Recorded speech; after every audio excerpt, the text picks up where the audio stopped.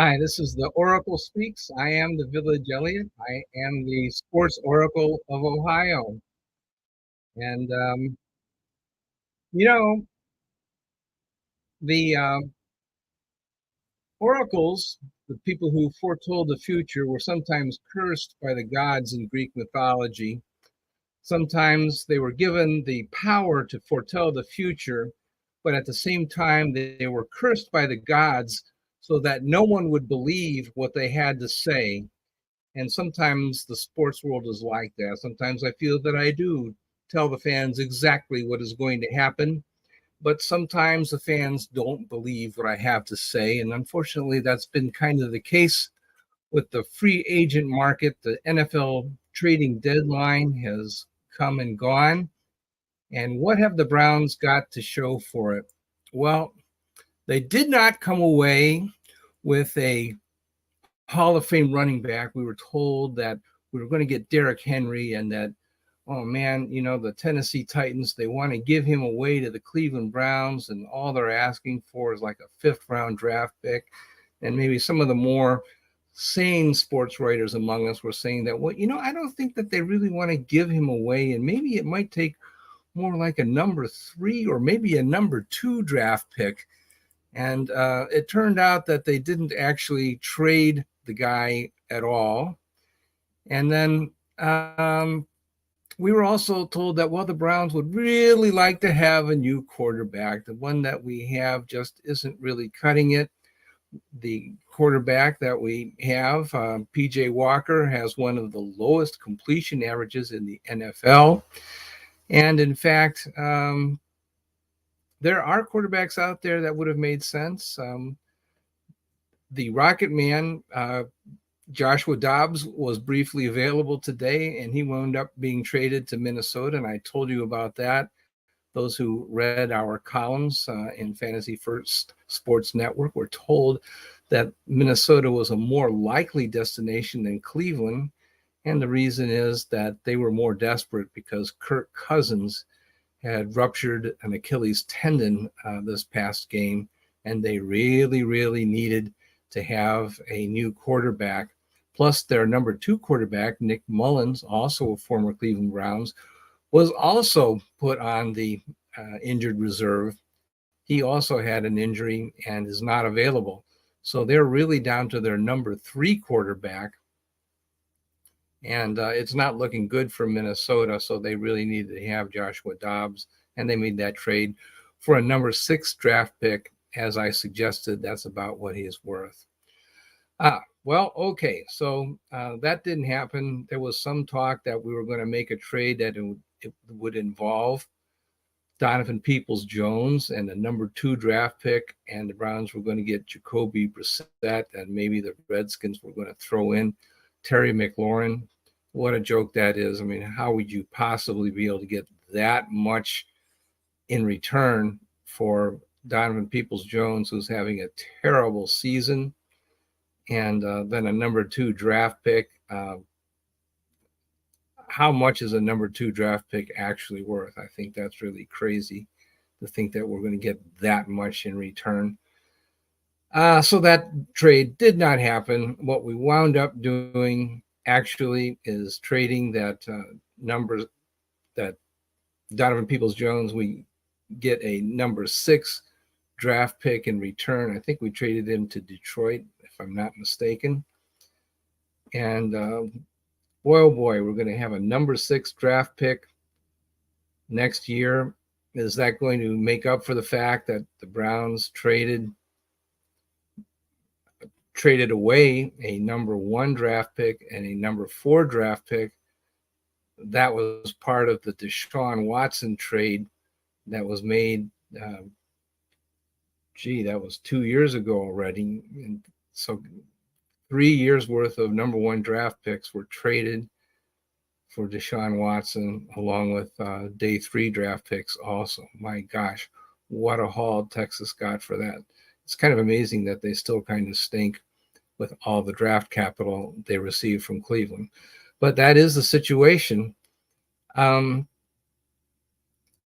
The reason why the Browns were not able to make a big trade is that they really don't have the draft capital. They traded all the draft picks to Houston already. They've been traded for 3 years running. There is no draft capital for the Browns to be traded. I should say no excess draft capital, no excess draft picks that the Browns can afford to be trading away for players at this point in time. And they're also short of money. Now, a lot of people will get upset about this and take umbrage, saying, well, what do you mean? The Browns have like 30 some odd $million of salary cap space, according to overthecap.com. Why don't they spend that? Well, the reason is that the Browns have to budget quite a bit of money to be able to afford their wonderful quarterback, Deshaun Watson, who has to be paid $64 million next year. That is real money. It is guaranteed. And the only way, well, there's two ways they can get out of it. One is that if they decide that they like Deshaun and they want to keep him for yet another year, they can restructure that contract and give him another year, give him some bonus money. In other words, convert salary to bonus money, and they can decrease the salary cap charge for 2024. That would be a good way that they could convert 2024 money into 2025, 2026, 2027 money and create some cap space for 2024 and survive the season. So restructuring Deshaun Watson sounds like a great idea as long as Deshaun Watson has a good year this year, and there's still time for him to turn it around. So it's not completely crazy. The other thing that they could do, and this is really an extreme idea, is what if Deshaun Watson has a bad season and they feel that he is not playing quarterback in good faith? Well, they could possibly maybe try to find some way to find him in breach of contract, like say that, oh, well, he got into some trouble with character concerns that he did not tell us about at the time that he signed the contract. There were legal issues that we were not aware of, and try to get a court to find Deshaun Watson in breach of contract and void the out years and get out of it in some way. Try to make a settlement, in other words. I think that's probably unlikely, given that the Browns were generally aware that there were legal problems when they signed the contract. And, in other words, there were a number of allegations that they were aware of. And if you find one or two extra ones, I don't know if that makes a material difference or not. I'm not a legal expert, so I can't say for sure. But I would tend to think it would be very difficult to find Mr. Watson breach of contract. I'm not a lawyer, I'm not an expert. I just don't know that I think it's very realistic to try to wiggle out of that massive contract. It would certainly be a tremendous legal battle if they decided to go that way. I don't think it's probably not realistic. So what have we got? We've got a number 6 shiny new draft pick for 2024. That's the big haul from the trading deadline, which is come and gone as of 4:00 this afternoon. That's it. Now, they also made a few minor personnel moves that did not directly involve trade. They signed veteran running back Kenyon Drake, who was last a Baltimore Raven, or at least he was a Baltimore Raven in the offseason. I believe he got picked up by Texas or somebody briefly and played a little bit there. And they also signed tackle Geron Christian. I hope I'm pronouncing his name right. It's Geron is his first name, Geron Christian, and wide receiver James Proche. Now, you will remember James Proche as a Baltimore Raven. He's a wide receiver and also punt returner. And that announcement was made actually earlier this afternoon. And I did publish in writing an article that says, well, I don't know that he's that great of a wide receiver, but since he is a punt returner, it may suggest that Donovan Peoples-Jones is on his way out, and that in fact turned out to be the case. So I did publish that, did predict before it happened that Donovan Peoples-Jones would be on his way out later today, and that turned out to be a correct prediction. Along with those moves, one of the reasons why they signed a tackle to the practice squad was that veteran Tai Nsekhe suffered an injury to his biceps, and so he's on the injured list on the practice squad, not on the 53-player roster, but injured list on the practice squad. Now, that guy can actually play a little bit, but he is injured. He's a veteran, and there was some thought that he might get some playing time, especially because we were not having great success at the left tackle position. A lot of people were unhappy with Jed Wills, and they thought that Tai Nsekhe might be able to pressure him a little bit. That appears to be not the case, but they did sign another guy for the practice squad. Kenyon Drake is an interesting guy because he did gain yards for Baltimore last season. He wasn't fantastic, and specifically, let's just look at his stat line. And he actually played for, holy cow, he played for Baltimore, and he had 109 rush attempts and produced 482 rush yards, and that comes out to 4.4 yards per attempt, so that's not half bad. And then he also had 17 catches and 26 targets last year, and that comes out to be 65.4% catch percentage, which is below his career percentage of 72.9%. So we think he can catch the ball out of the backfield. Generally, he's not fantastic, but yeah, he can do it.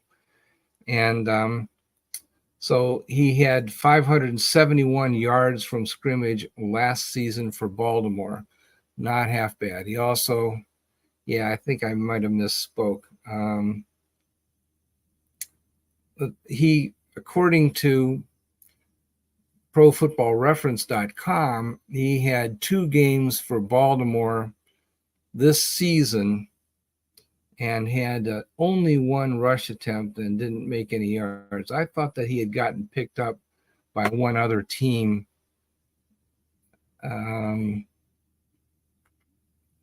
That apparently is not true, so I take that back. Okay, so he was not picked up according to Pro Football Reference this season, so he only played for Baltimore in 2 games this season.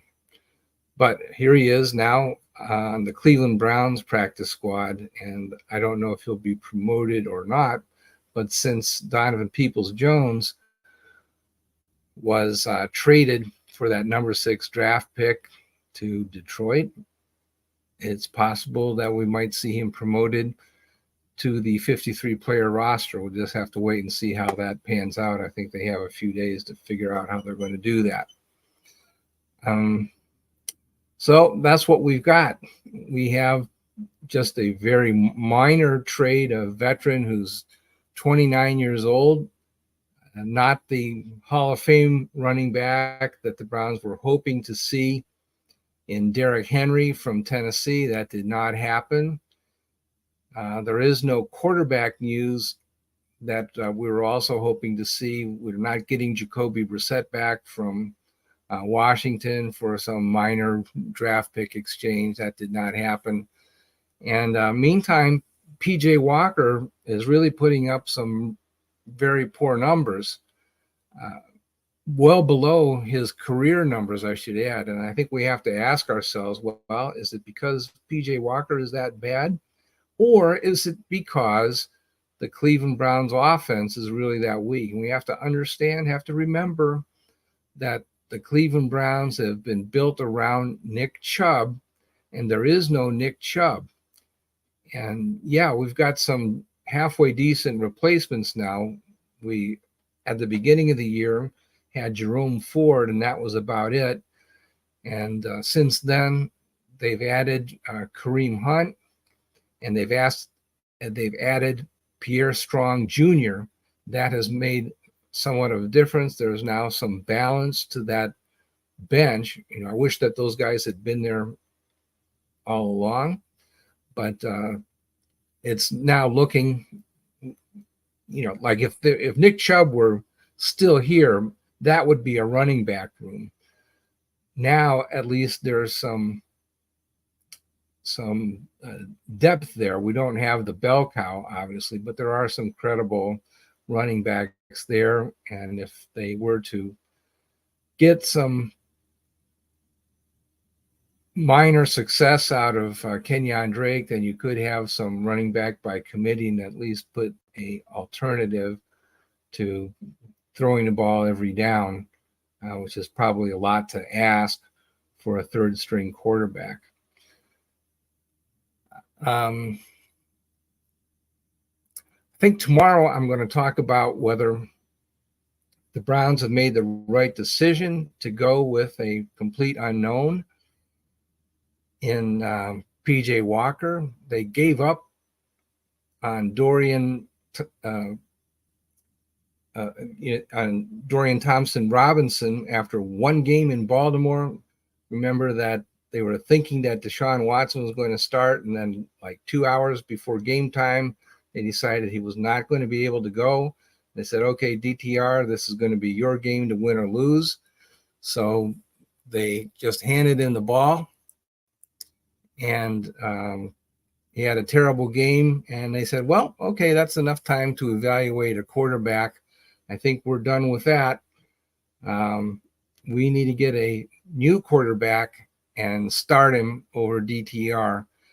And remember that they played Baltimore, who is currently ranked number 1 in the NFL in defense. And that is just so Browns to give up on a rookie quarterback after one game against the best defense in the NFL. But nevertheless, that's what the Browns do. And I think tomorrow we'll discuss whether that was the right move, or maybe what they should be doing is going back to Dorian Thompson Robinson, because we just haven't seen results from PJ Walker. It's not that PJ Walker can't play, but the results are just not there. And there's really no reason to give up on the rookie quarterback who they believed at the time was distinctly better than Joshua Dobbs, who turned out to be a very capable quarterback, did a very good job with Arizona over the first however many 6 or 7 games, and is now going to be probably a starter in Minnesota. So that's, I think, what I'm going to leave you with. We'll talk about that some more tomorrow and maybe come up with some additional predictions about what we'll see later in the week and later in the season, and what we'll see from Deshaun Watson, and who in the world is going to replace Donovan Peoples-Jones. That's a tough question. So I hope you guys are having a great week. And it's a bit of a struggle, I think, to be a Browns fan right now. We didn't get what we wanted at the trade deadline. We told you it might be a little bit disappointing, and unfortunately that prediction turned out to be true. We'll have to see if they can find a path forward despite that. There is no other choice. They're going to have to find a path forward with the players that they have now. So have a great day, everybody. Oracle out.